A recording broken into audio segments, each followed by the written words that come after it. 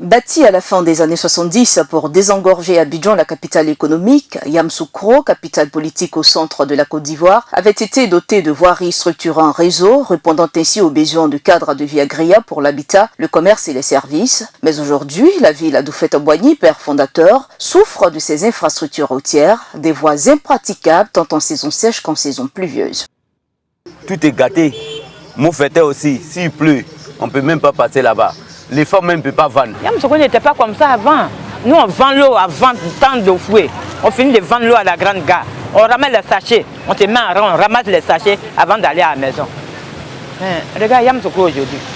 En effet, sur un total d'environ 163 km, 106 km sont en mauvais état, un véritable calvaire pour les usagers de la route. Ce vulcanisateur voit passer quotidiennement à son atelier nombre d'usagers victimes de cette situation. La moyenne des pneus que je reçois ici, ça peut atteindre 10 par jour. Et souvent, il y a des voitures qui rentrent dans tout, les gens sont tordus parce qu'il n'y a pas de bonne route. Dans son programme prioritaire de restauration de voiries et de construction de nouvelles voies, le gouvernement a lancé à Yamoussoukro le démarrage du reprofilage et le bitumage des routes. Ces travaux de bitume d'une longueur de 4,4 km ainsi que la réhabilitation de 37 km représentent un coût global de 32,5 milliards de francs CFA dans un délai de 12 mois, le tout financé par l'État de Côte d'Ivoire.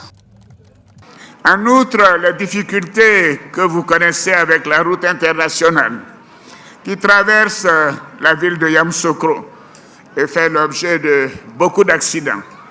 Alors ces difficultés seront un lointain souvenir en raison des futurs travaux de construction de l'autoroute de contournement de la ville de Yamoussoukro.